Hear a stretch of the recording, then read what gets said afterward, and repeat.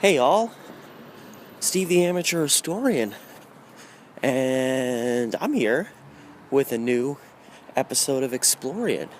I had some interesting subject matter I wanted to discuss today, primarily because I did not sleep last night, or I didn't sleep well last night at all. I slept terribly. Oh, but it is beautiful outside. They said it was supposed to rain all day, but now the rain's being pushed off to later in the afternoon, and I couldn't be happier with that. But Lord, I just said goodnight to my girlfriend at like 11 at night, laid in bed for like an hour and a half, then decided to make my March Madness bracket at random. Then I made another one because why not? And then it just turned into like laying down. I doze off, then wake back up, sit there, turn something on Spotify, watch a couple videos on YouTube, and next thing you know, I'm just in and out. Brief moments of rest, and it's 6:30 in the morning before I finally actually fell asleep for a while. And even then, I only slept for like 3-ish hours. So my body feels like crap, and I'm surrounded by buses. But somehow, I just sat up out of bed and said, you know what? I need to go to the store anyway. I'm going to do my daily walk, even though I'm exhausted. And you know how it is when I do my daily walk. That's when I start doing some of these EXPLORIAN episodes. And, I mean, it's so beautiful outside. There's no better time to go for a walk, you know? But anyway, without dangling, I don't know, I'm trying to find a metaphor of some kind. I would say dangling a chain in front of your face, but I don't know why that would make someone want to know what the I'm sorry, again, like I said, I'm really tired. I'm just going to blame that on everything. But essentially, today's EXPLORIAN episode is focused on the mania, especially that's come up in recent years, and that is the case of Edward Edwards. Mysteriously regarded as the serial killer you've never heard of, or the serial killer you didn't know existed. And I'm walking by a really nice Hyundai that has its hood latch open, and its back driver's seat is in the reclined position. That's interesting. That's probably a crime scene. But yeah, even if you've watched a few things, or you can name a few iconic serial killers off the top of your head, like, oh, I've heard of John Wayne Gacy, and Ted Bundy, and Gary Ridgway. But still, there's probably very few that have heard of Edward Wayne Edwards, being his full name. Edwards was born in 1933 in, I believe, Akron, Ohio. And he passed away in April 2011 at the age of 77. Apparently, he was in declining health and died of natural causes. But this is a man who only officially has been tied to 5 murders that I believe primarily happened, I want to say, in the late 70s into the 80s. He's known for certain to have murdered a couple in Wisconsin, and I know, so officially he's murdered 5 people, 5 that have been 100% proven, but over time, Edward Wayne Edwards has become this, like, insane figure in serial killer lore, and I want to discuss, because I think it's really, I'm just going to put my perspective out there, I think it is absolutely insane, the number of prominent murders that some people believe this guy single-handedly alone did. For one, these were murders that spanned decades. They were murders wherein the signature and the MO are constantly different all across the board, which you can change your MO. In fact, a lot of killers have done that to throw off law enforcement. And in case you don't know, MO stands for modus operandi, which means mode of operation, which is like, what is the process you follow when you kill someone? Now, obviously, a killer can change that if they want to. They can stab someone one time, they can shoot someone another time, they can drug someone the next time, and try to give law enforcement the idea that different people are killing different people. But the signature very seldomly changes. It might shift slightly, but it usually stays fairly consistent. Now, the signature, unlike the MO, the signature is essentially, it's kind of falls under the why of, why the serial killer's doing what they're doing. So let's say you're a serial killer who just has a weird prostitute fetish. So in addition to appeasing his sexual desires through hooking up with a prostitute, he also maybe has a visceral hatred of women, or has a visceral hatred of prostitutes because he feels like they're lesser beings, or he feels like what they do is sick, sex for money. So let's say, that, and then so that, he has sex with a prostitute and then kills him. Now, again, his modus operandi could change. He could, maybe strangle one of them. He could stab one of them. But the signature doesn't lie specifically in the actions he takes, but more those underlying reasons why he feels the need to have to do this. That's something that very seldomly ever changes in serial killers. And if Ed Edwards has done all these famous cases that I'm about to get into that some people have claimed he has, then he would have had to have changed his signature all the time, because the number of victims in this case are of varying ages, varying, both men and women, children,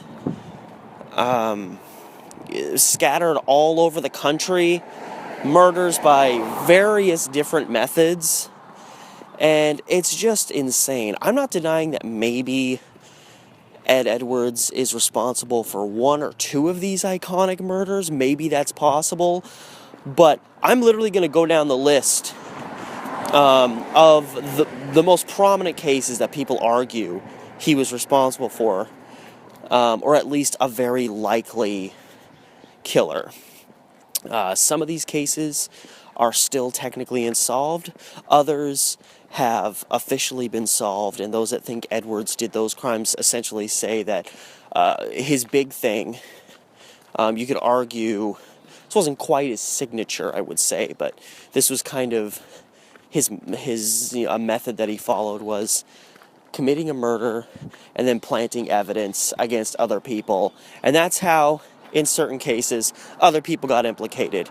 Now, there's a little bit of a problem with that, because if he went so far out of his way to plant evidence that in a bunch of these cases, like, boom, other people not only got grabbed for these murders, but were convicted pretty easily, then why are there these other cases that are unsolved and mysterious? If he, did such a good job at planting evidence against other people, why were those people never even apprehended? That's a hole in this case. And there's plenty of other murders that Edwards has been claimed to have been involved in, outside of the ones I'm going to discuss. Some of those are cases that I really don't know much about. Few random cases. There were multiple cases in which, it was kind of a lover's lane type situation. Two people got together, went to a private spot to get affectionate together, and then Edwards showed up and killed them. Crimes of opportunity. There's nobody else around. It's dark. No one's going to see him. It's easy to get away with. So that being said, let's actually delve into the meat and potatoes of the string of infamous murders that some believe Edwards was responsible for. Now, these first couple, it's really hard to buy because Edwards would have had to have been so young. In some cases, potentially prepubescent. Again, Edwards was born in 1933. He reportedly, even as a young child, was diagnosed as a schizophrenic. I've heard that. I don't have the documentation to verify that. That's just my understanding. Now, one of the first high-profile cases that he is claimed to have been the perpetrator of was the lipstick killer events that happened in Chicago. And in this case, three people, 2 grown women and a 6-year-old girl were all killed over the course of, I think, a couple months. And it's argued that Ed Edwards was the lipstick killer. Now, Ed Edwards would have been 12 to 13 years old when these killings occurred. So you've got a kid who's barely a teenager. Now, officially, a guy named William Hirons, who wasn't that much older, he was like 17, was nabbed. He had a little bit of a, I don't remember if it was a shootout, but he tried to run away from a cop after the officer saw him. I think he was trying to break into a place because he was a petty criminal. And it turned into this big chase, and he ended up getting Hirons, and Hirons got busted for that. And then later on, he becomes, he gets the finger pointed at him as the lipstick killer.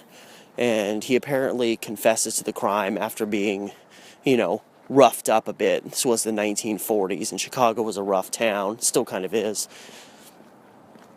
And finally he confesses.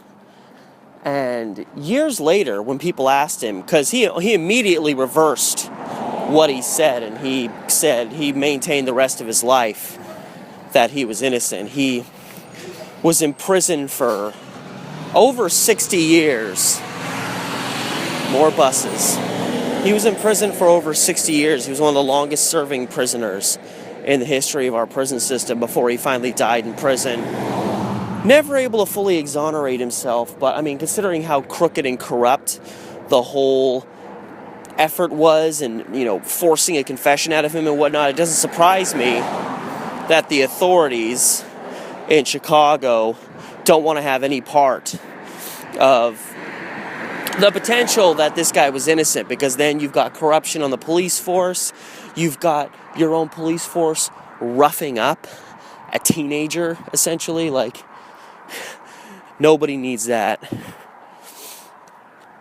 So the claim is that Edwards actually pulled off these 3 murders, managed to, trick law enforcement at the age of 13. Now, he reportedly had a high IQ, but that doesn't automatically mean that you can just, sneak past law enforcement. In the case of Leopold and Loeb, killers from Chicago, they were a couple of young guys. They were lovers. They both had, I think one of them had an IQ of 180 or something, and they thought they were brilliant, and they were like, oh, we're going to pull off this perfect murder. They killed this teenage boy, and almost immediately got caught because they screwed up so bad. So having a high IQ, is not a determining factor in whether you can be a criminal mastermind. It's just not. So, hello, Pooch. So, we're led to believe that this 13-year-old kid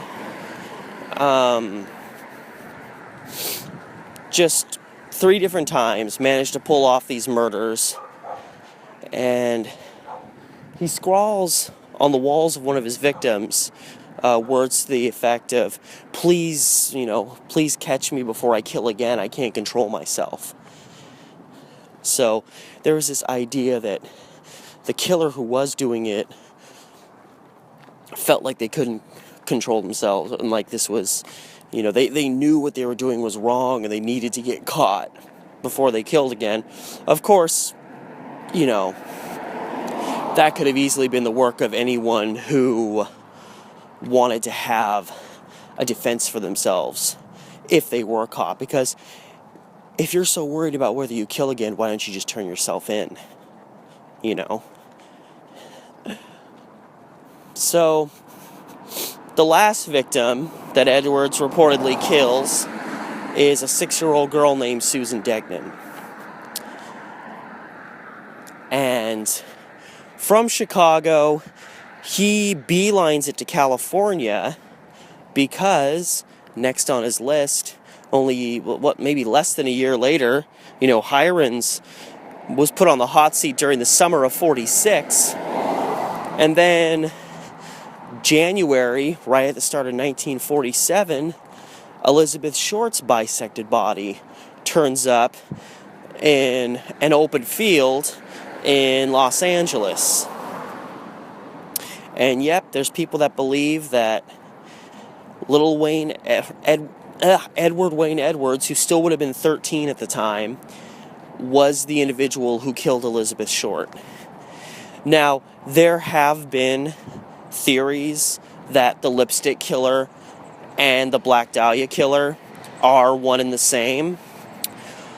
They obviously killed right around the same time.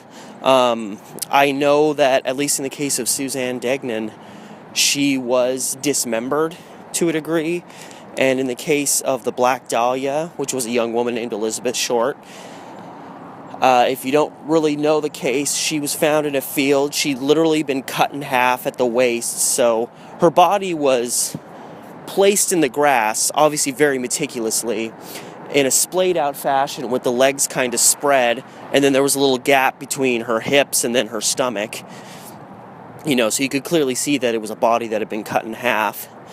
She had essentially like a Joker type smile cut into her mouth, like both edges of her mouth had been cut back, so her mouth was all mutilated.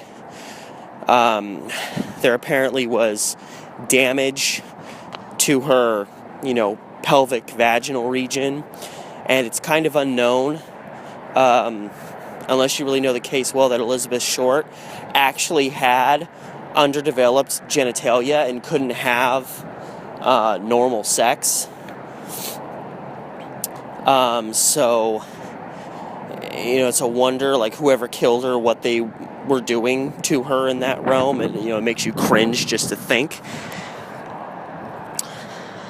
And she'd also reportedly been force-fed feces. Her whole body had been washed. Her hair had been washed. She'd been cleaned. And everyone who was involved in the case... I'm sorry, I'm getting I'm getting, pounded by wind, but all the trees aren't moving, but I feel like I'm getting hit by a wind, which sucks because I don't want this audio to get messed up. But anyway, so... the body had been, perfectly bisected. It's been pretty much everybody who's looked into the case believes that whoever did it had to have some precision with medical instruments. So they had to understand the anatomy of the human body to know to cut it, right in the perfect spot. So it's largely considered, a murder that was taken out by someone who was obviously a little out of their mind. And I know that a man named George Hodel, who was a doctor, who reportedly knew Elizabeth Short, Hodel's son became a police detective, I believe, and became fully convinced that his father was the Black Dahlia killer, and that his dad was just a sadomasochistic maniac. And he was a doctor, so, And yet there's people, and I think it's absolutely insane to claim that little 13-year-old Edward Edwards, just found Elizabeth Short, obviously somehow, I guess, had the presence of mind to lead her somewhere. I mean, how do you give a 13-year-old kid, I don't care how smart he is, I mean, how do you make a 13-year-old kid the responsible killer in the case of the Black Dahlia with all that we know about the case? a 13-year-old kid would not have been able to bisect Elizabeth Short as flawlessly as she was. You know, you're just too damn young. And, you know, Elizabeth Short disappears. She's not seen again the 6 days before she's killed, which is very suspicious. Are we to believe Edward Wayne Edwards was responsible for that? And yeah, the story, as some people want to convey it, because they have to ask, you know, what's the motivation? Beyond the fact that, again, you know, it's one thing to say later in his life, when Edwards was in his 20s, 30s, 40s, and so on, that he, you know, traversed the country and committed killings all over the place. But when you're barely into your teenage years, how is he able to travel like this? I've never seen, and I'd have to look into it more, but I've never seen verification for him being in these places when he was really young, when these killings were to have happened. Are we to believe that, you know, Edwards was just somehow wandering the world alone as a 12, 13-year-old kid? He just magically made it from Chicago to Los Angeles by himself. His mother died when he was a kid, and he actually had been put into an orphanage, which he escaped from. So, you know, he didn't really have any family that he was super close to. So how does he get to these places? And I have not seen verification that proves Edward Edwards was in Los Angeles at the time that the Black Dahlia murders happened. And that's the same case for multiple other murders.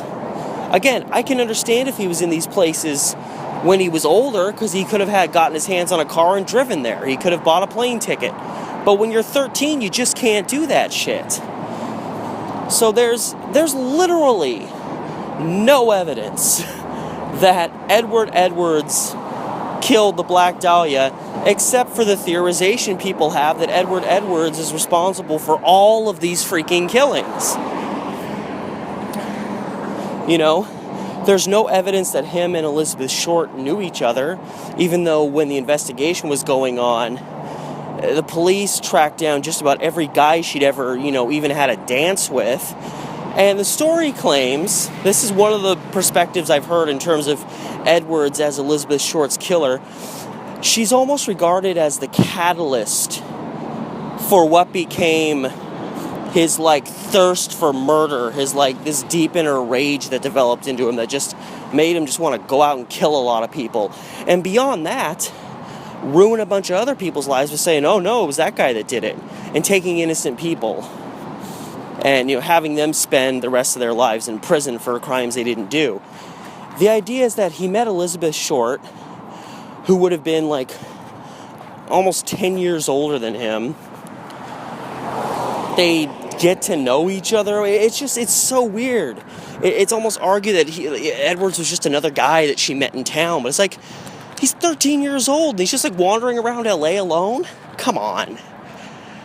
And apparently he just fell head over heels in love with Elizabeth Short, and either she rebuked those advances, dude, you're a little kid, try again in 10 years, or maybe he found out that she'd been hooked up with these other guys and got jealous. But whatever, apparently Elizabeth Short didn't give him the answer he wanted, and he just got pissed and murdered her.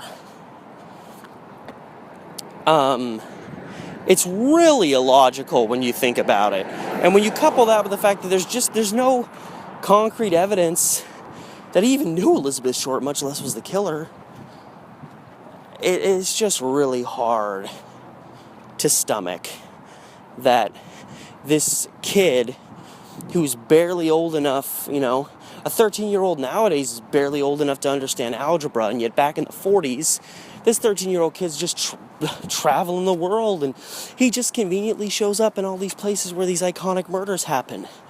And again, as I said before, when I was talking about how, if his big deal was killing someone and then planting evidence and making it look like somebody else did it,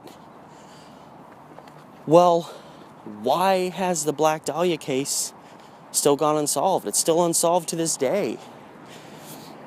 There's been claims that the individual who, now I don't know if this is true. I've only heard it once or twice. I haven't seen it verified by, multiple sources or anything like that, so I'm kind of taking it with a grain of salt that apparently because somebody contacted the authorities and sent them a bunch of items that belonged to Elizabeth Short. Like, I think even like her social security card was in there or something. Like, stuff you could verify belonged to Elizabeth Short. So this person wasn't fooling around. And police were hoping that would develop into a big lead, and then the guy just vanished. And reportedly, from what I've heard, there's the claim apparently from this guy that had Elizabeth Short's, items and sent them in, that he said he was going to commit suicide. So then he just went off and killed himself somewhere. That's why he was never found.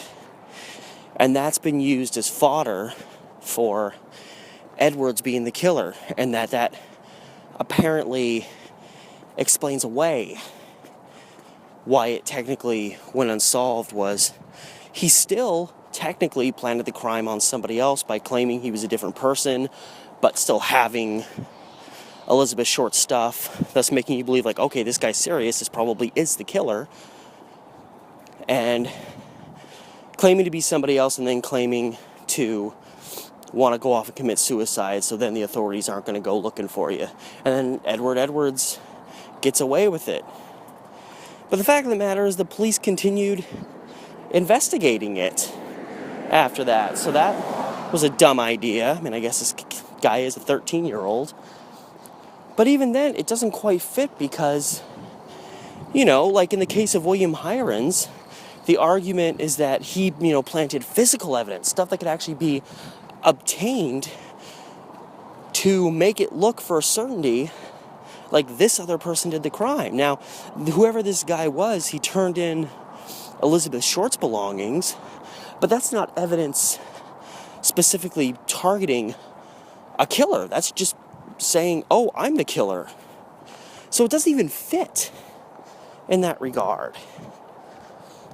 And then you fast forward a few years, you jump ahead to 1954, you have the iconic Sam Sheppard murder case, which people believe was also the work of Edward Edwards. Now, I feel like in the case of Sam Sheppard, this is the most of all these big high-profile cases. I feel like the Sam Sheppard one has the most validity to it, and even then, you can't. I just haven't seen the evidence that shows that Edwards did it, but essentially, Sam Sheppard was a very prosperous doctor, had a wife, a son, car, a house, living the American dream. And they lived in Cleveland, Ohio, which Edwards was from Akron. So, he lived, in that area. And one morning, apparently some guy with bushy hair that may or may have not been a wig comes into the house and this is Sam Sheppard's account of things, just brutally murders his wife, just beats her, just leaves her in a pool of blood in her bed, and she's dead almost immediately. Sam Sheppard hears the commotion, goes upstairs, sees the children are all right, goes in. I believe he also went into his bedroom and saw that Marilyn was there dead. Encountered the killer, chased him out of the house and chased him down to the beach along, I think it would have been Lake Erie. And they scuffled, and the killer ended up hitting Sheppard over the head. Sheppard collapses and faints on the beach, wakes up hours later, and he's still there on the beach. And the killer gets away. Another case that officially is unsolved because Sam Sheppard, everybody was so sympathetic towards him, suffering the loss of his wife, and he was seemed to be an upright, doctor, warm-blooded American. Then it started coming out that whoever killed Marilyn, his wife, likely used a medical instrument. Sheppard's a doctor. And it also came out that Sheppard, who apparently his marriage to Marilyn had been getting kind of rocky, but then he claimed they'd, straighten things out. But he'd been carrying on an affair with a nurse he worked with. And carrying on an affair back in the 1950s was a lot more damaging to your reputation than it is now. So it was a sensationalist case. Everyone turned their back on the doctor because he probably did it, since it's likely a medical instrument was used. And this guy was a cheater, so you think maybe he had motive for killing his wife so he could run off with his nurse. And he ended up being found guilty pretty much just based on, it was, the whole town convicted him essentially. But then he managed to get a very iconic lawyer named F. Lee Bailey to become his attorney. They appealed his case and realized, whether Sheppard did it or not, he'd been unfairly tried the first time around, and he was released. F. Lee Bailey, later on, he was part of O.J. Simpson's defense. He was the attorney for the Boston Strangler. So that this guy did a lot of high-profile cases. And I'm troubled. There's a lot about Sam Sheppard that bothers me. Including the fact that his life just nosedived after. Like, he technically got his medical license back, but then lost it after, I think it was like a malpractice claim. And he became like an amateur wrestler and an alcoholic and ended up dying still fairly young. Which almost makes me wonder, was this guy filled with guilt over, maybe if he didn't kill Marilyn, he may have been involved in it. I remember, and every time I see this, I see an interview of him where he's with F. Lee Bailey. He's just been, released, and, media personnel are questioning him about it. And I guess Sheppard's mom committed suicide after all this happened. She just was so overwhelmed. And so Sheppard starts talking about how somebody asked him, how much have you lost, financially? And he's like, money could not bring my mom back. Or, and he started naming off these people that apparently had died since the murder, like my mother-in-law and stuff like that. But he never references Marilyn. Money couldn't bring Marilyn, my wife, back. So that always kind of bothered me a little bit. And on a side note, the famous 1993, I want to say, Harrison Ford, Tommy Lee Jones film, The Fugitive. If you've seen it, you know what I'm talking about. If you haven't, watch it. It's awesome. The Fugitive is based entirely on the Sam Sheppard case. That's why if you watch the film, the whole opening that establishes the film is Harrison Ford's a prominent doctor. Some guy breaks into his home and murders his wife, and then Harrison Ford ends up taking the rap. And, rest of the film is him trying to prove his innocence. And the argument put forward in that film is that, this was, business, and it was in relation to, new drugs they were trying to put forward and things like that led to his wife being killed. Now, in the case of Sam Sheppard, I really don't know. There's really not really an explanation for what happened. And there's still, claims that even though he was later released and whatnot, there's still people that think that, if he wasn't the killer, he still hired the person who did the killing. But anyway, that's the Sam Sheppard case. And many have argued that Edward Edwards was the killer. Now, he would have been about 20, almost 21 when this happened. So, of age now. And back in the general area where, he was living earlier in his life. So, is there a possibility that Edwards is responsible for that particular crime? I think that's the one, as far as high-profile crimes, that he would be the most likely individual in that case. And a short time later, 1956, he goes to prison in Montana. And is later paroled in 1959. And after he's paroled, he's taken by some officers to Portland, Oregon, my stomping ground. And the reason that happened was because, as he expresses in his 1972 book, Metamorphosis of a Criminal, which Edwards wrote claiming, I was this lifelong criminal and I did this and I did that, but I reformed myself. And essentially he got taken to Portland in 1959 to stand trial for some armed robberies he had done in the area. Now, he managed to schmooze the judge, claiming, I'm looking for a fresh start and I have job opportunities in town and So the judge gives him 5 years probation and dismisses the charges of armed robbery. And, almost immediately Edwards is back to his, back to doing what he does. And he's out causing havoc, out causing trouble. And then, the case that introduced me to Edward Edwards in late November, Thanksgiving weekend, a young couple, Larry Payton and Beverly Allen. Payton was a Portland State student, and Allen was his girlfriend who actually lived up in Washington. She'd come in and visited for Thanksgiving, over the weekend. And they went to a private spot, edge of a dead-end road on the fringe of Forest Park, kind of in the West Hills.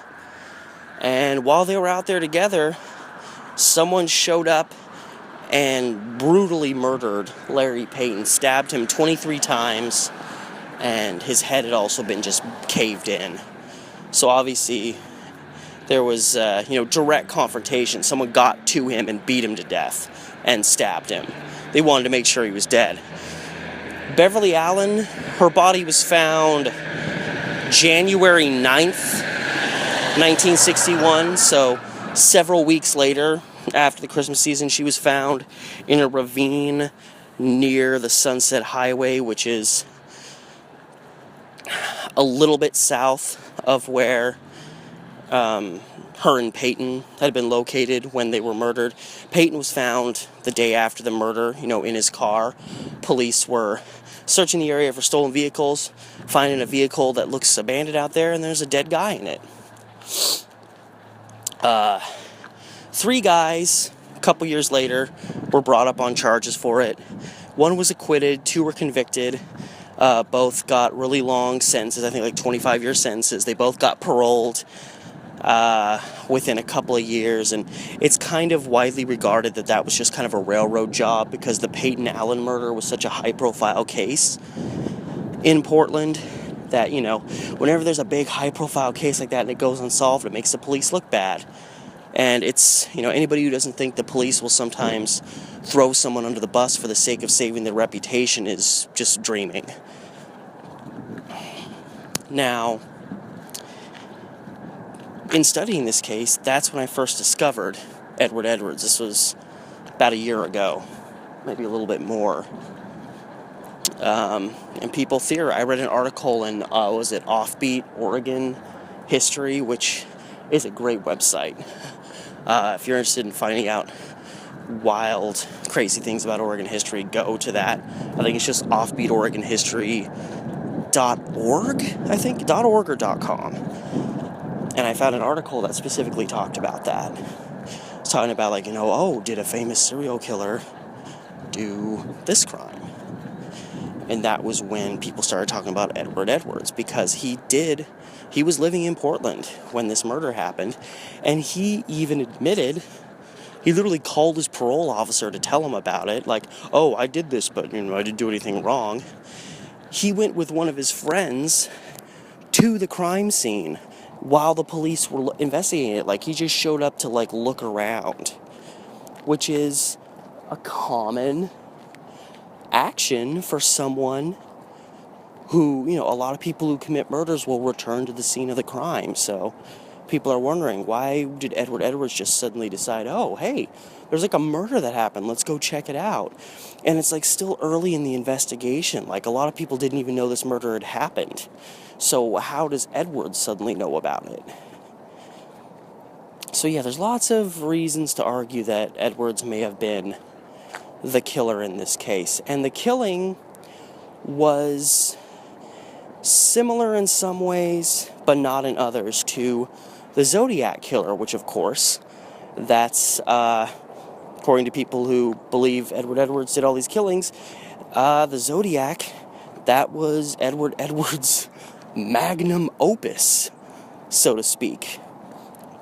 The argument is that he was the Zodiac killer. He returned to LA and started killing again, almost a decade after Beverly Allen and Larry Payton get murdered. Now, before I move on to the Zodiac killer, Edwards had actually been busted. He was setting off fire alarms around town, I guess for a cheap thrill.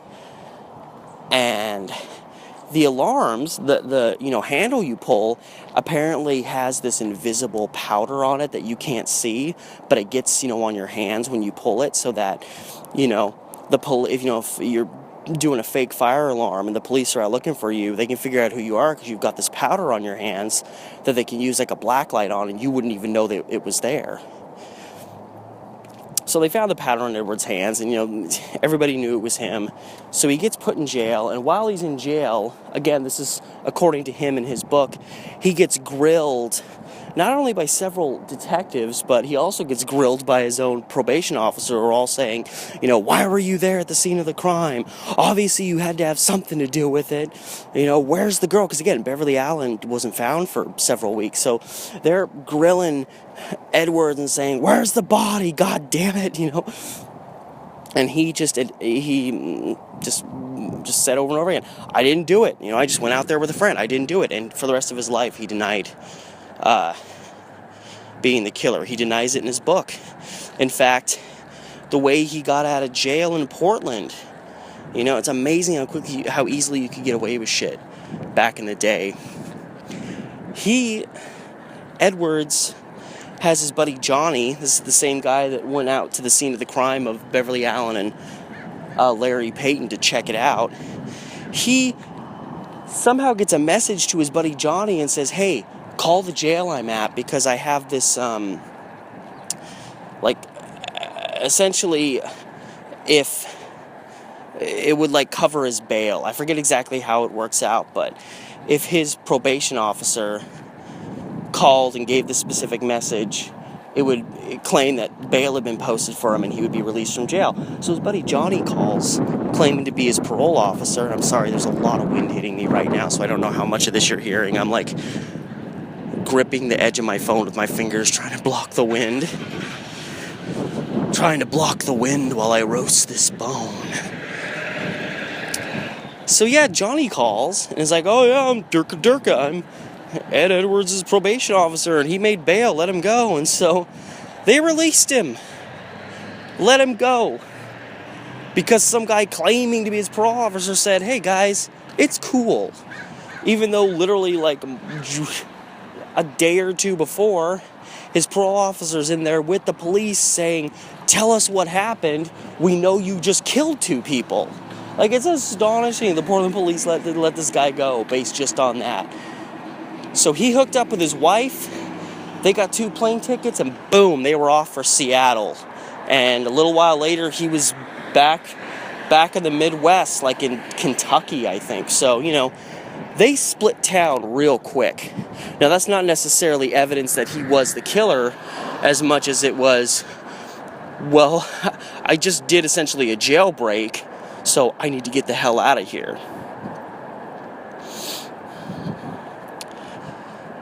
Now, the Payton-Allen murder is very similar to the Zodiac killings in that of the 7 people he attacked, 5 of which were killed, 3 of those cases were young lovers in a parked car at a lover's lane type setup.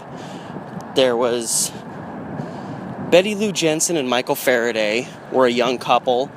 They were the first ones, officially, that the Zodiac killed, and they were in a car together, alone. And then, a little while later, I think it was like 4th of July, 1969, Michael Mageau and Darlene Ferrin, another young... it's a weird thing, like, they were in a relationship, but Darlene was married, and Mageau says, like, oh, she was married, but she was in love with me, and we were going to go get married one day, da-da-da-da-da. And same setup. They were in a car together at a state park, alone. And then a little while later, out at a lake called Lake Berryessa, 2 college students, they used to be in a relationship, but apparently weren't anymore, but they were still, like, they went to this lake to be alone and to kind of cuddle, so it was like, was their relationship really over yet? And they were named Brian Hartnell and Cecilia Sheppard. And then the Zodiac attacked them with a knife while he shot the first 2 couples. And Michael Mageau survived the killing. Darlene Ferrin died.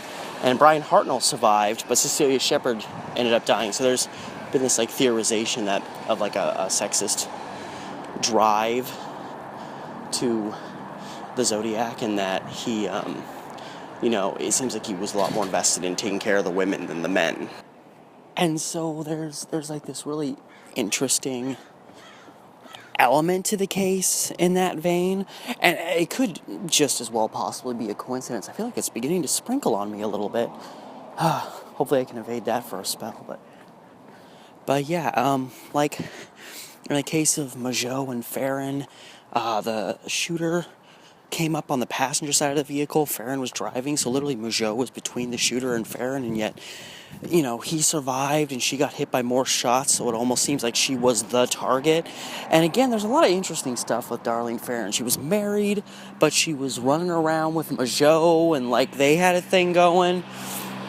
And Mageau said there was another guy, he never names the guy, but he said there was another guy that was just super jealous of them, and that if he ever found them together, he'd kill them. He said that in the documentary film that comes with the 2-disc edition of the Zodiac movie, which is a great film, even though I think, some of the details I wouldn't say are 100% accurate, but it's still a really great film.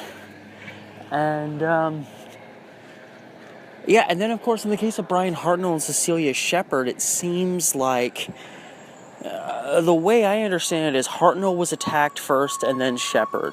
So it's possible, he wanted to make sure he killed both of them, so he just stabbed Hartnell enough and then focused, all he had to do after that was stab Sheppard, so he focused his, the remainder of his attention on Sheppard, stabbed her more. He stabs her more in the right. It's really hard to say, but, people theorize that there may have been a sexist aspect to the whole thing when you think about the fact that in 2 of the cases, the men survived and the women didn't. And then the Zodiac's last known for certain victim was Paul Stine, who was a cab driver in San Francisco. The Zodiac hitched his cab, and when he had the driver pull over to the stop, he put a gun to the back of Stine's head and shot him. Ripped off a piece of his clothing that he sent to the San Francisco Chronicle. Is that the main paper? I forget. As a way of, I think he sent the multiple pieces of ripped shirt out. I think he sent a piece to the police as a way of saying, like, trust me, I'm the one that did this killing. I have evidence from the crime scene. Then he snuck out of the cab and got away, and It seems like multiple people saw the killer as he was fleeing, and for some reason, he just wasn't apprehended.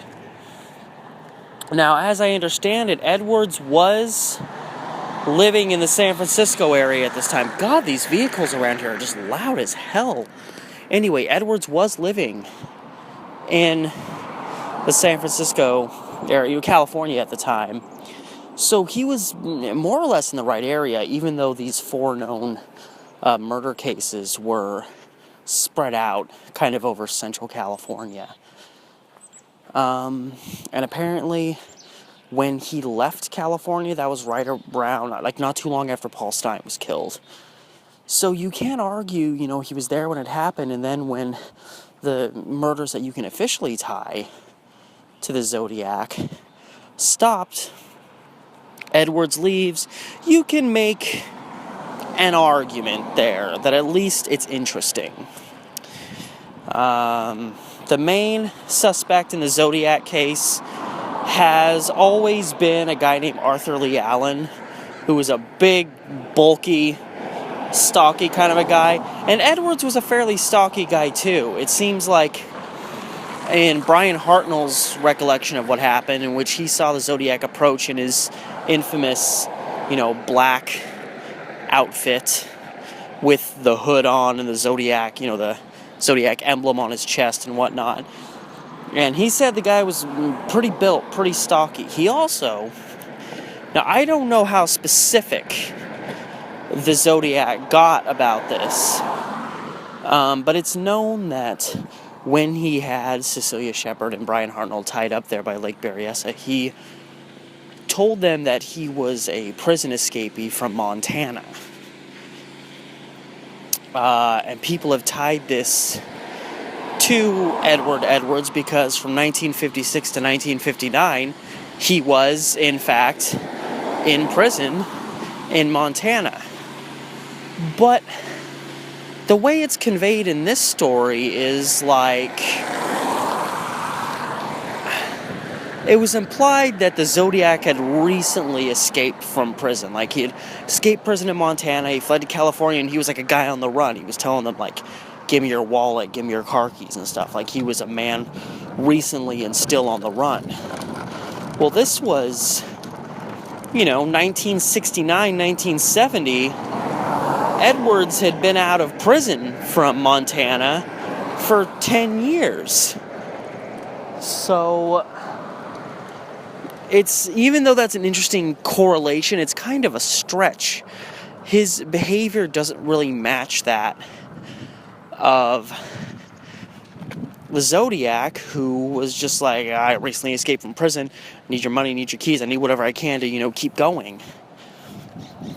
So, again, it's a very interesting situation. And, there's correlations between the murder of Payton and Allen that happened in 1960 in Portland. They were 2 young people parked alone along a secluded road, Lover's Lane. Someone comes up. However, the Zodiac killer always just tried to kill the people on the spot. He'd just show up, shoot them, stab them, take off, make sure to let the police know he did it. Whereas in the case of Payton and Allen, he does the job on Payton, stabs him, smashes him, kills him pretty good, but then it seems abducts Allen. Doesn't shoot her, just abducts her from the scene. And then she's not found for several weeks. She's ultimately found along Highway 26. So that aspect, what happened to Beverly Allen in the aftermath, doesn't match at all with the behavior of the Zodiac, who did change his pattern. His first 3 confirmed kills were young couples in their parked cars in a, kind of secluded area where no one else was around. He knew he'd be able to do it and get away with it. But then Paul Stine is a cab driver. He's by himself. He's at work. And he shoots the guy in the middle of the city in the middle of San Francisco. So, he was starting to shift his pattern, but he still did the same thing. He took care of business, if you want to put it that way, on the scene, and then took off, and that was it. That was the whole thing. He never abducted anybody. He never sexually molested anybody, and that was another thing. She had been raped, and I believe strangled, which strangling was never, Zodiac never did that, as far as I know. Again, as far as the, cases that he can be verified for, he was always, he either did it with a gun or he did it with a knife, pretty much. I think some have argued there was another string of murders that happened in the San Francisco area that weren't attributed to the Zodiac, but it happened early 70s. So it was, Paul Stine's killed in 1970, then like 1971, 72, 73, somewhere in there. A bunch of people in the San Francisco area turn up dead. And it's to this day an unsolved crime. It's like the baby Zodiac. I think some people have tried to argue that maybe, excuse me, I just belched. Where'd that come from? Some people argue that maybe Edwards was responsible for that, but I mean, he may have not even been in California anymore by that time. And, while I'm, thinking these cases over and whatnot, I'm just thinking about, this guy, like a lot of serial killers, he wanted the notoriety. He wanted to do these high-profile crimes, but then blame them on someone else so he could stay free and not have to deal with prison and keep on doing what he was doing. So there was this just like, he wanted the recognition, which was very comparable to like the Zodiac killer who, taunted the police and taunted the newspapers, and he wanted it to be a big media spectacle. So there is that correlation, but at the same time, most serial killers are that way. It doesn't really make Edwards distinct from anybody else. And I'm just thinking, like, if this guy was so much about his notoriety,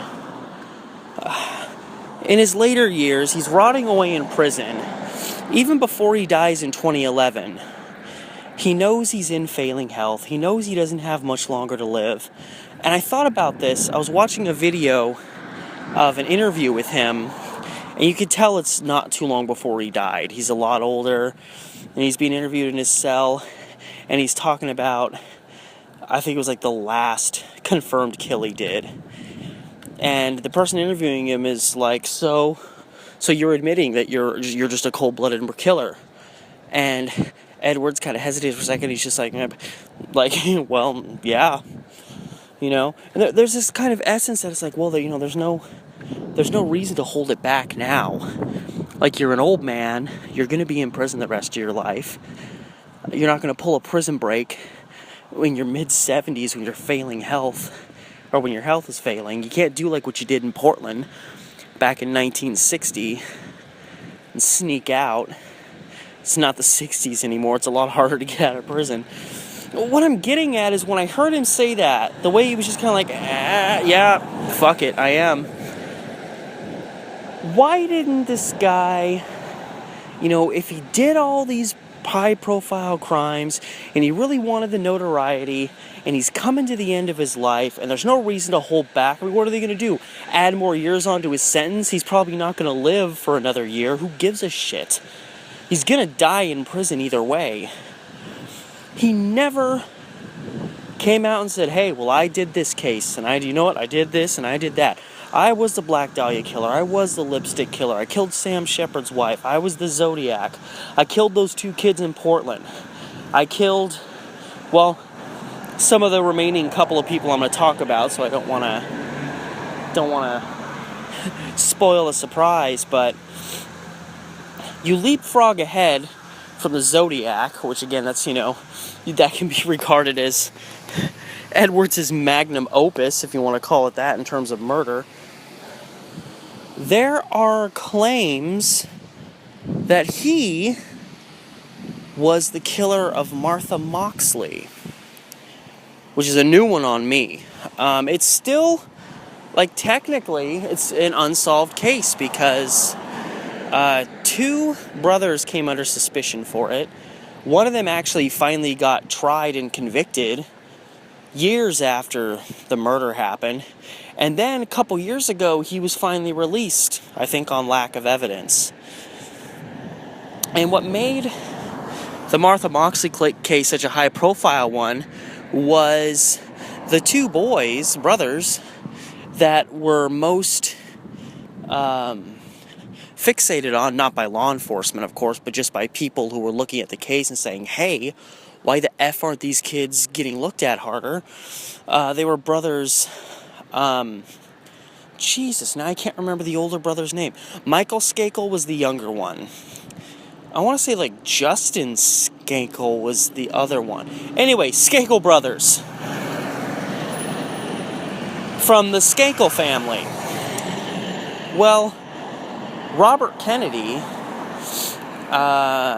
married his wife, Ethel, and Ethel, before she took the Kennedy name, she was Ethel Skakel. These 2 brothers were Ethel's nephews, and in essence, they were Robert Kennedy's nephews. Now, of course, Robert Kennedy was long dead by now, but the Skakels were very well-to-do, and they were essentially Kennedys. I mean, and it was in Connecticut, Greenwich, Connecticut, and it was this very secured, tiny neighborhood, and everybody was pretty well-to-do, so there was no crime. I mean, criminals couldn't even really get in there to do anything. So that just freaked everybody out when it's Hollywood. It's Halloween, 1975. Kids are out running around. It's the 70s. Parents felt a lot more comfortable letting their kids run rampant. And this 15-year-old girl, Martha Moxley, one of the most popular girls around, was out running around with some friends. And she hung out with some friends, which included hanging out with the Skakel brothers. And the older brother, who, again, I apologize, I can't remember his first name, he was very interested in her, and he was seen making physical advances on her, which she rebuked every time. So, he became an immediate person of interest to any objective onlooker when, a short time later, Martha Moxley is literally beaten and stabbed to death with a golf club. She's not found for hours, even though she apparently was beaten and just left in an open area next to a tree, like she should have been easy to find. But for some reason, it was hours before she was found. And, just a short while before, she's having this, this kind of altercation with the older Skakel brother. And apparently Michael Skakel, who was younger, more introverted, he was kind of the, if you want to put it that way, the uglier of the 2 brothers. He definitely had some animosity toward his older brother. And it was reported that he was super crazy about Martha too. So the theory arose that, perhaps out of jealousy or whatever, that Michael was actually the killer. And I think that is what ultimately led to him getting looked into more seriously years later and stuff like that. And again, he was convicted and later released, so it's technically an unsolved crime. I don't know, again, if Edwards was in the Connecticut area. He didn't seem like that much of a northeastern guy, but I don't know if he was in that area during 1975, but that's another crime that people have put on him. And it's very interesting that there's this, and again, it seems like, he wasn't too prejudiced about who he killed, but there was a lot of focus on younger people like 20 and younger. A lot of the Zodiac's victims were, around the ages of 18, 19, 20.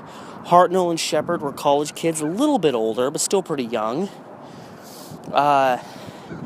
Payton and Allen were both 19, just started college.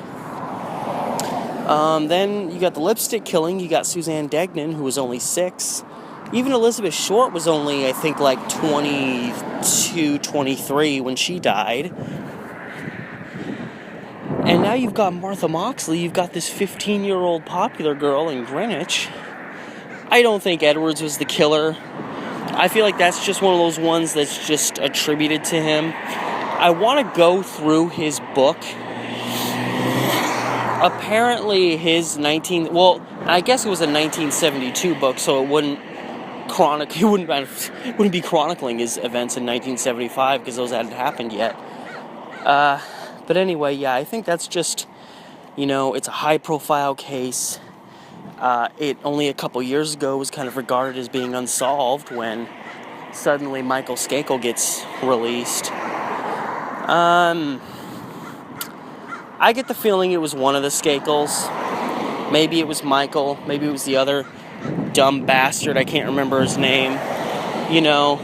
The police mucked up the investigation. The last thing they wanted to do was harass the family that had direct connections to the Kennedys. And not only were they connected to the Kennedys, but, they were a well-to-do family with money and influence. So, the authorities did the best they could to avoid scrutinizing that family at all. Even though, of anybody living in that community, the two Skakel brothers were the only ones that really fit the bill. And everybody in that community, because, it's like everybody says, everybody in their neighborhood is like, especially if you got a lot of money and you're living in a fairy tale world and you've got your gated communities and whatever, you just can't believe that something like this could ever happen in your neighborhood. Oh, no, not our neighborhood. No, it couldn't happen. No, it must. So everybody just automatically believed that it had to be an outsider who got it, which would have been difficult because it was a gated community. You would have had to get past security, and I don't think there's anything that says Edwards was her killer. But when you look at the list of possible high-profile cases, Martha Moxley, 1975, is listed. And right around that time is when he commits his first murder that he's definitively proven to have done. I think it was in 1977. He killed a couple. And I know he killed a couple who, again, it was another Lover's Lane type scenario, killed 2 young people. Which, again, could correlate maybe as a Zodiac killer, maybe as a killer of Payton-Allen. But again, people have argued when they try to connect Edwards to the Payton-Allen murder, specifically via this murder he committed in Wisconsin, which I think he did in 1980, where he killed another group in Lover's Lane. He killed them execution style, like just shot them. Which Payton-Allen, there was one bullet hole found in the windshield of Payton's car. Now, I haven't been able to decipher whether that was even really looked into. Again, the investigation of that crime scene was a joke. An article I read was saying that when the Multnomah County Sheriff arrived on the scene where Payton's car was, he rummaged through the car looking around and messing with the evidence and messing with the crime scene before the real investigation even took place. Like, he just fucked it up. It was a joke. So I don't know if this bullet hole in Payton's windshield, I don't know if it was for a bullet being fired in or a bullet being fired out, because, well, you'd think if their killer had a gun on him and he was firing through the window, I think there's one bullet hole, and I think like one bullet was found on the scene. So why would this killer approach them, only fire one bullet that it clearly doesn't hit anybody, because neither Payton or Allen had gunshot wounds? Like, why would he shoot once, not hit anybody, and then, like, confront them physically? Because it seems clear that whoever killed Payton fought with him, They were up close. They were close enough for the guy to stab him a bunch of times. Cave his head in. So it doesn't seem that gunshot, if that gunshot was from the killer, whoever killed Payton and presumably Allen later on, was just a guy looking for some kicks. I mean, a guy who wanted that confrontational thing to be at even ground with someone, but that just sounds freaking insane. If you have a gun and you're intending to murder some people close to you, you use the gun and murder the people close to you. Get it over with. But the reason that this one bullet and one shot through the windshield is really interesting to me is that it was reported that Payton owned a gun. So,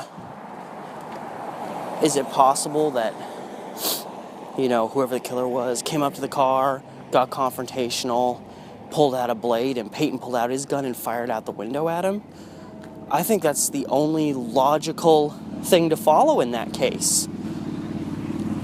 Is that Payton got off one shot to try to protect themselves. And it's interesting that shortly after the shooting, Edwards was discovered to have a gunshot wound in the arm that he claimed was from something else. I think he said he was at target shooting or something and accidentally got hit or something. So he claims there was no connection between the two, but that's pretty damn interesting, if you ask me. But that being said, so he has ultimately five cases of murder that are attributed directly to him. So, those are the official ones. Everything else is just what people think or theorize happened. And there's two more fairly high-profile cases that have been attributed to Edwards pretty much from the late 70s up until the time of his death. I think he was ultimately apprehended in 2009. His daughter actually turned him in, and so he spent the last 2 years of his life in prison serving what was going to be a life sentence, so he wasn't going anywhere soon. But another case, he's regarded as being the murderer in the West Memphis 3 killing, which I admittedly don't know a lot about, which is why I know it's a fairly high-profile case, but I don't really know enough about it to theorize about it, so I just decided to just mention it here and move on. But yeah, if you want to look up that case too, and Ed Edwards, you want to do your own research, that's another case that he's been tied to. But you have to go ahead. Another child case, you got to go ahead 20 years from Martha Moxley. No, 21 years from 1975. Halloween, major holiday, 1975, to Christmas, 1996. Another major holiday. And another high-profile child murder case. If you haven't guessed already, JonBenet Ramsey, who was very young. I think she was around 6, like Suzanne Degnan was. And she is found dead, I believe, in the basement of her home in Boulder, Colorado. She'd been, I think she was, God, again, I haven't looked a lot into the case, so I only know the bare bones of it. But I want to say she was, garroted, pretty much strangled, And it's still regarded as an unsolved case. A lot of heat was put on the parents.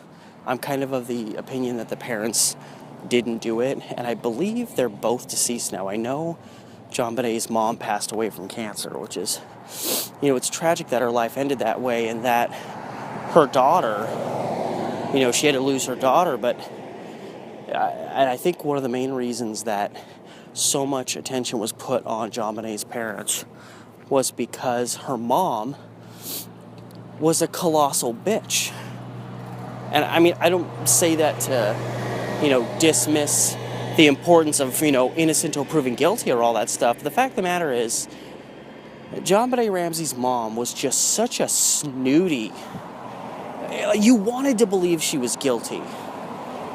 And I think, it sucks in our society that because someone is like that, and then, they get even minutely accused of doing something bad, we just want to automatically believe it. Like, oh, you're such a bitch. I hope that this is true, because then I'll have more of a reason to hate you, and then you'll go to prison, you bitch, And in our society, people are like that.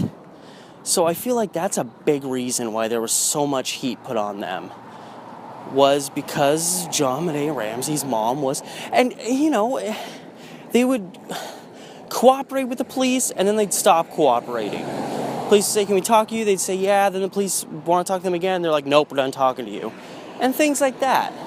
I don't think they were involved in the killing, but I think they just kept doing dumb things that made them look guilty.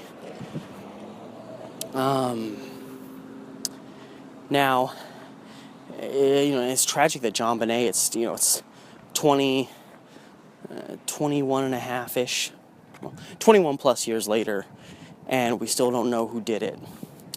There was that guy, I can't remember his name, but there was a guy that, admitted he did it, and he was extradited, and everyone thought it was finally solved, and then we found out that guy was just a wacko that was full of shit. So, back to square one. And like, many prominent unsolved cases, Zodiac and whatnot, there's a list of possible suspects. Unfortunately, like the Zodiac, many of which are no longer around, and some of whom just, unless they come out and openly admit it, we're just probably never going to know. And, again, this is another one where I don't know if Avery was in the, Colorado area. Just don't know. So I can't say for certain. It seems on very shaky grounds. I don't feel like there's really anything more to point to his guilt in the JonBenet Ramsey case than the Martha Moxley case. And the last big one, the one I'm going to leave you with, because it's still of prominence, is the murder of Teresa Halbach, which was the basis for the 10-part Netflix series, which I've watched, and I started watching it again, and I only got like 3 episodes in, and I was just pissed at the system so much that I had to stop watching it. I just got viscerally ill. I wholeheartedly I'm part of the camp that says Stephen Avery didn't do this. I'm sorry, every single person who I have seen say Stephen Avery's guilty, and you all know it, the only reason they say he's guilty is because of where he came from, and the fact that he's part of this just kind of, backwoods family, people like that, they're fucking weird. And yeah, the guy did some dumb shit in his life. But the fact of the matter is, he was wrongfully tried and convicted and finally released for a crime he didn't commit, which threw a lot of shade on the police in that area. And then suddenly another murder just suddenly happens, and boom, they have him conveniently to blame for it. And really, if you haven't watched Making a Murderer, don't just watch it, okay? It's easy to watch and just be like, okay. You need to absorb what is being told to you. It's a 10-part series, which means it gets real in-depth. And you have to fucking absorb it to understand. I'm telling you that going in. Because if you just kind of sit and watch it and kind of like, oh, this is interesting, you're not going to read between the lines. And I watched that thing with a fine-tooth comb from episode 1 till the end of episode 10. And long before I even finished, I knew that Stephen Avery didn't do that killing. And the case of Brendan Dassey, who's the other guy that apparently has been, he's been in prison for years as his accomplice. A guy who literally, it's on video, but people still act like he's just as guilty. He's this kid, well, not really a kid anymore, but he's a teenager that clearly is very introverted, had a learning disability, and the police, like fucking thugs, manipulated, classic old school police techniques. Keep them in a room for a long time, keep grilling them until they slip up and they make one mistake, and then boom, you're guilty. And they literally concocted a confession out of this kid. And he has come up for release more than once.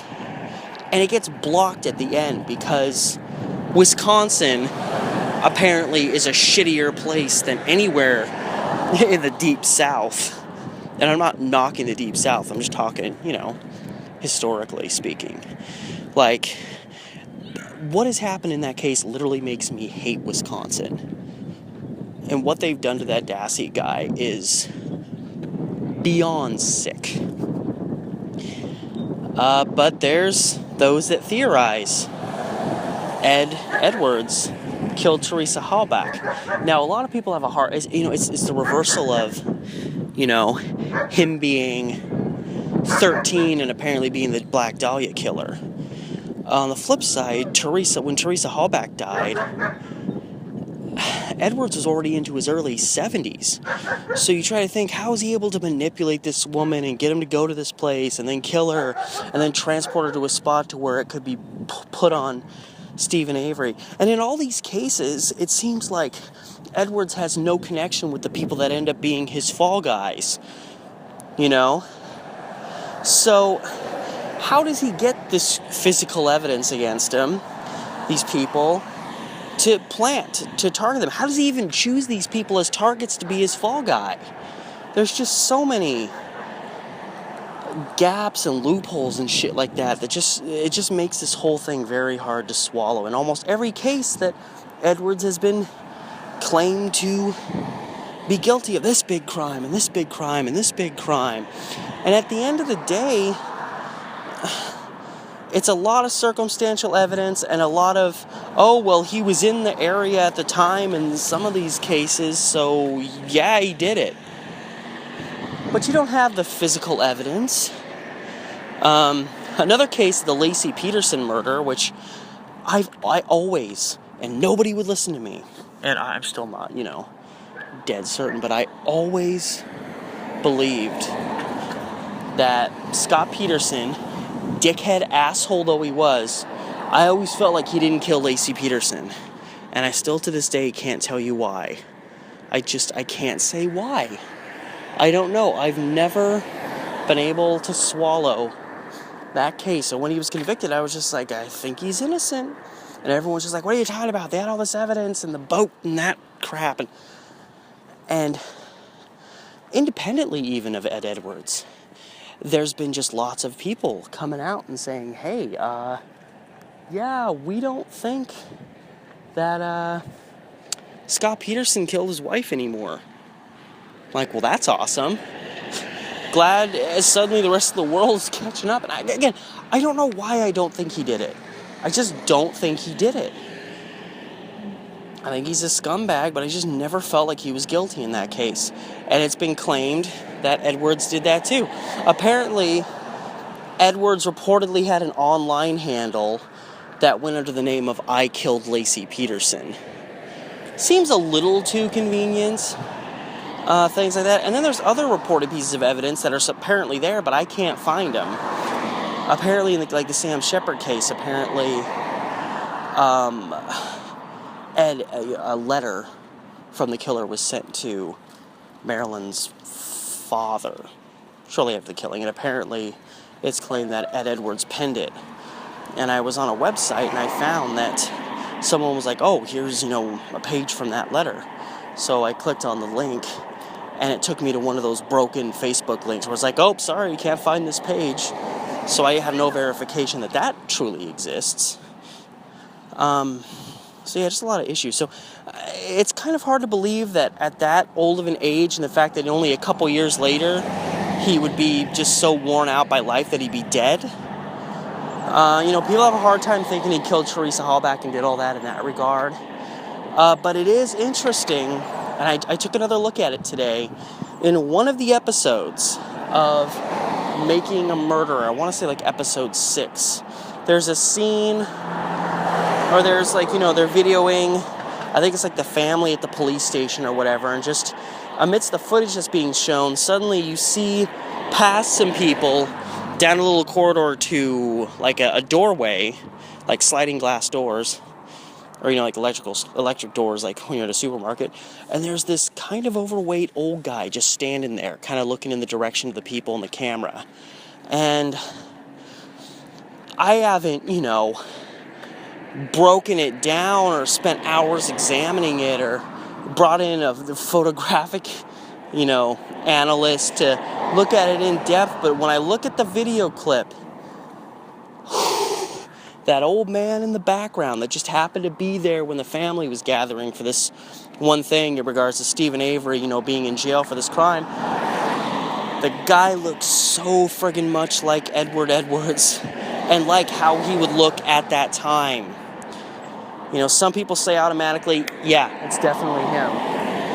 I'm about 80-90% convinced it's him, just eyeballing it. It's wild. So you have to ask yourself, well, what the hell is he doing there?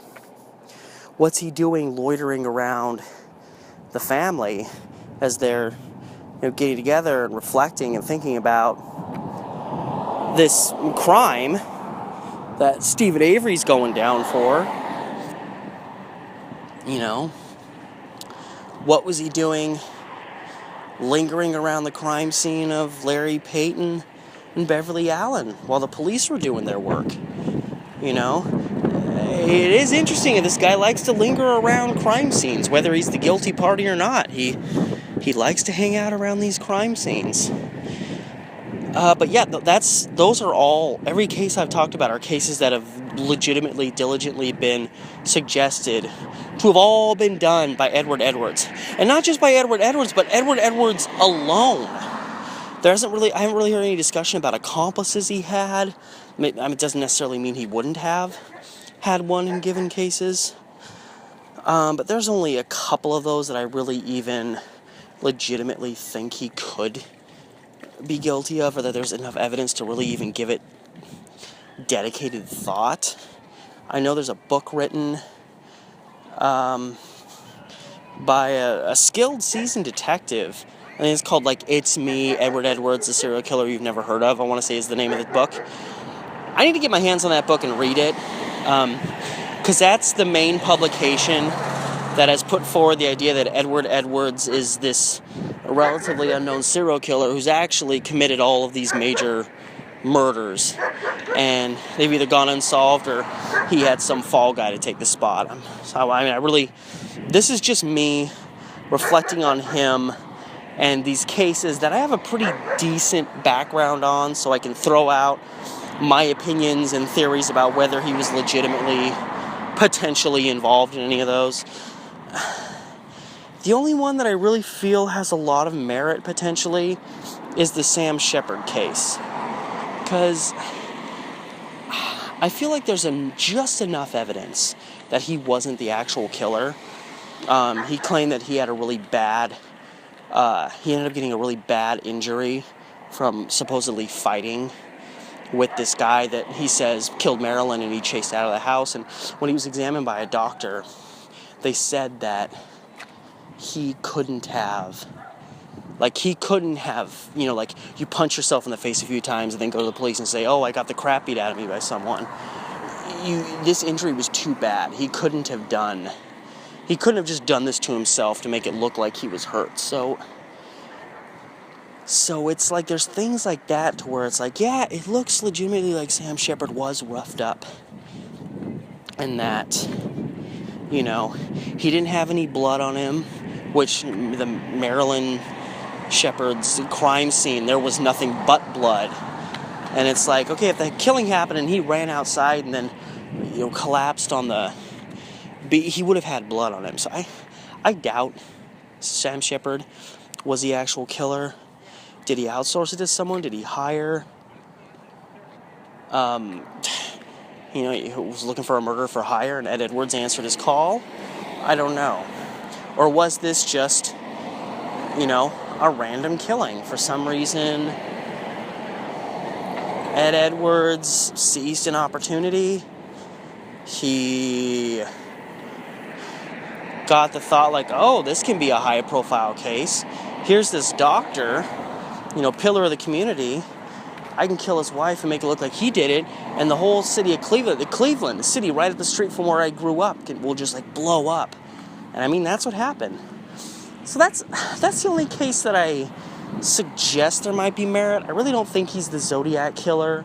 Maybe, I don't know. I don't think so. I think the Black Dahlia lipstick killer, all that, I think he was too damn young. I know kids have been known to like kill kids, or kids have been known to be killers before, but they almost always are killing other kids. They're not killing adults. Moxley, all that other stuff. I just don't think it was him. I just, until I'm given much more solid evidence than like other potential people, then maybe I'll change my mind. But till then, all we can do is press forth.